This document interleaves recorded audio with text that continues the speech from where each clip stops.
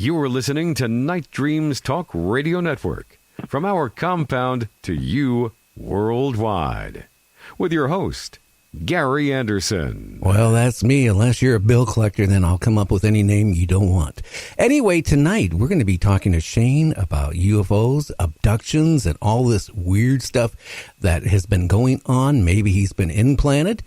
And again, you know, is this another one of those cases, kind of almost like what Timothy Cullen went through, you know, when he was implanted and Dr. Roger Lear removed the implant.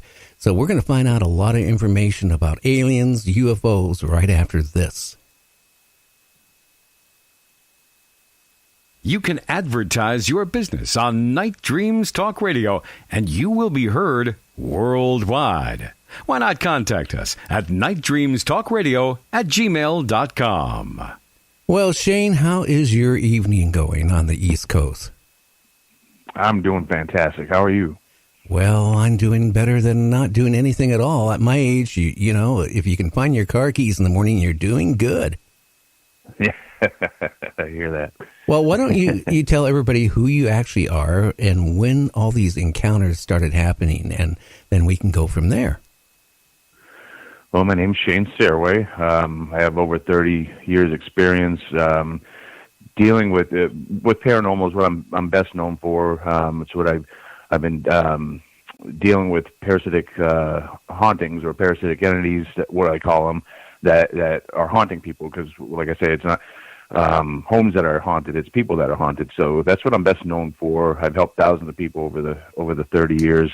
And my understanding is a little unique, and I come upon that in a very different way, and we'll talk about that this evening. But it all started for me. It wasn't a haunting that started this all off for me, this weird journey. It was actually encounters with these beings in my room. And my first experience was in Leominster, Massachusetts. We lived in a home, and I was only 3 years old, but I clearly remember seeing, at first it looked like a man standing at the corner of the room, and I would see him at night when we went to bed, and he was just standing there staring at me, and he'd just start walking towards me. I'd close my eyes, and I'd open my eyes again. He'd be back at the corner of the room, and we'd do this all night long, every night. And then he started changing into different types of beings and creatures that I didn't recognize, and you know, found out later on my mother was also seeing a man, or you know, a man in the house is what she saw. But what changed was different. The last experience I had in that home was I got up in the middle of the night to go to the bathroom. I walked through the kitchen into the bathroom. I did my thing, and I turned back around. I got halfway through the kitchen, and I felt hands pressing down on my shoulders. They just grabbed me really hard and was forcing me to the ground. I did hit the ground. I got up immediately. I was shaking all around, my arms around, trying to get this thing off of me. I ran into my room, jumped up over the baseboard, you know, wiggling, like I'm flapping around like a chicken with its head cut off, trying to get this thing off of me, you know, and I buried my head in between the mattress and the wall, and I'm scared to death, you know, something was trying to get me.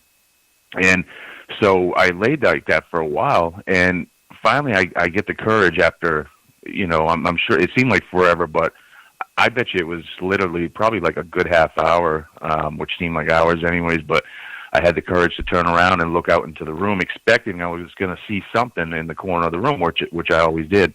And when I turned around, I didn't see anything. And I had a sister that was a year and a half old. I was only 3 or so. And I could see, you know, I saw her sleeping in bed. There was nothing else. And so I just watched the corner of the room, and nothing. Finally, I start to calm down. I start to get tired. I close my eyes, and I'm starting to drift off when I felt that something touched my face, like a hand. It felt like a hand touched my face.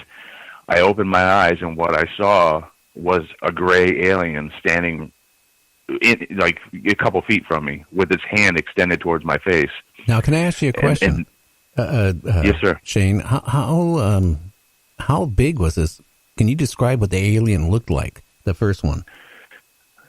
It was, I mean, I say typical gray, but there's so many different caricatures of what these grays look like. But The room was kind of dark, but I could see it clearly. You know, we did have light coming in from the kitchen, so and it was hitting this thing, so I could see it clearly. But it had the classic big black, you know, almond-shaped eyes, and not exactly like all the photos you see. It's different when you see it in real life. But it had like. It was kind of bony on its chest, you know, or collarbone and stuff, but it did have like a tight fitting suit on. But I just remember like I don't know if it was collarbone, but there was a lot of like indentations and stuff around its neck and its what would be our collarbone area, but it looked like emotionless and so.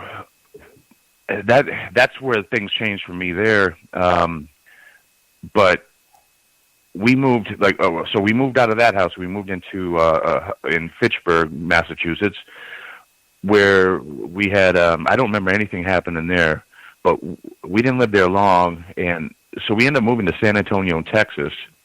And so I spent my whole 7th year. I was 7 years old. Probably my latter six-year-old age, and you know, in my whole entire 7-year-old age, in San Antonio, Texas, and that's when things really got bizarre for me and really changed. And this is like, and I won't even say it's the strangest things that's happened because things happened to me up until this day. Actually, it hasn't happened for a little over a year now. The last experience I had, and we'll talk about that and probably why it's kind of on pause for right now. But so in San Antonio, Texas, I started. You go to bed at night. I'm not a scared person. I never was a nervous child at all. Even though I experienced what I did as a younger kid, 3 years old in Leominster, Massachusetts. But I go to bed, laying in bed, just trying to fall asleep type of thing, no big deal.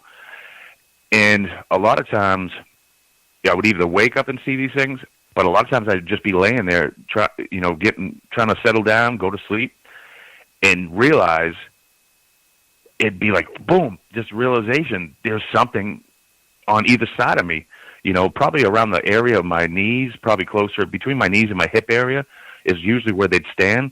They were about, if I have to look at it in my head now, like I wouldn't have been able to tell you back then, but they must have been about 3.5,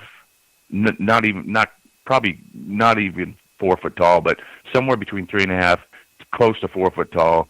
One on my left side, one on my right side.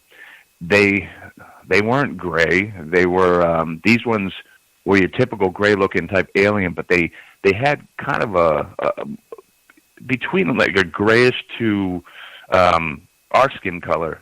There was a little bit of our skin color, but it was really dull on the grayish side, if that makes sense. No, Shane, I want to ask you a question. Describe do you remember what their hands look like? And did they have like gloves on or just bare hands? And how about their feet? Were they huge, small? Because I hear about these alien grays. They're always usually like about 4 foot or shorter, and I'm just kind of curious. I haven't had anybody describe what their hands look like. Yeah, and what's funny is their hands were all. What would happen was their hands would come up towards my face, and I'd black out. But I was always looking at their face, and so I could see their hands in my peripheral, but my eyes were always fixated on them. But even more so I would notice these things on either side of me. And what was funny is these little guys, I always, even as a small kid, not as an adult now looking back on it and trying to analyze it, but even as it was happening back then, these ones on either side of me, they seemed really stupid. Like it was something about them that didn't strike me as being very intelligent or very conscious. I guess I don't know. And I'll tell you why. Because the majority of the time when this was happening in my Texas experience, there was almost always a tall one standing at the foot of my bed against the wall. and he seemed, and I never talked about this until a couple of years ago, because being, kind of well known in the paranormal community, I want to be taken seriously. I take what I do very seriously. I help a lot of people, and it means a lot to me. So I didn't want to be judged. But now there's so many important people, so many respectable people that are coming forward and sharing their experiences. Not even just people that are into this field, but politicians and this and that. People are starting to come out and talk about it. So it gave me kind of a little bit of confidence to talk about the things that I thought people would think were silly, but they absolutely happened. And I also talked to Kathleen Martin, who of MUFON and stuff, and she kind of said, yes, people report the same thing. But there was almost always there was this tall one at the back of the room. He was as tall as as tall as the door, give or take, which would have put him close to 7 foot tall. Definitely well over 6 foot tall. And what was weird about this one was he looked like the other ones, but he looked intimidating. His face scared the crap out of me. The other two just they seemed goofy, and they didn't really, for some reason, they didn't really strike a nerve with me. But when I looked at that one, it was very cold in the face, very emotionless, and intimidating. For some reason, it made me nervous. I didn't like it, and I seen that a lot. And what was bizarre, and I always thought this was really weird, but I was confirmed that other people report this as well, was this thing wore like a purple cloak with a hood, but I could clearly see his face. And these little ones would look back at it, kind of like, almost like, what do you want us to do? What are we supposed to do? They kept looking back and forth, back at me, back at this thing, kind of like, all right, what are we going to do? And all of a sudden, this thing would move its head, the big one, and then they'd start their hands up towards my face, and I would black out, and I don't remember what happens. And so I'm always looking at the big one's face because it scared me, or this, or the faces of the little ones. I saw their hands coming towards my face, but I couldn't tell you exactly what they look like, because it just something about their faces, just you fixate on it. And now, did they have any weird smells about them or anything like that, or odors that you can remember? I don't recall that. I know people report that, but I'll be honest, I do not recall that. Even to this day, when these things happen, I don't recall weird smells. There's a lot of other weird things that happen to me during these experiences, but I never really recall like a weird smell. And but yeah, so in Texas, what would happen? So that was a general thing where I'd see them on either side of my bed. Most of the time, there'd be the one in the back, kind of directing them. But there was several times where I would be laying in bed, and all of a sudden, and I could tell, you start to get a sense of when they're there. I can't explain it. Other people that experience this know what I'm talking about. They're here again. It's here. And so several times while we're in San Antonio, Texas,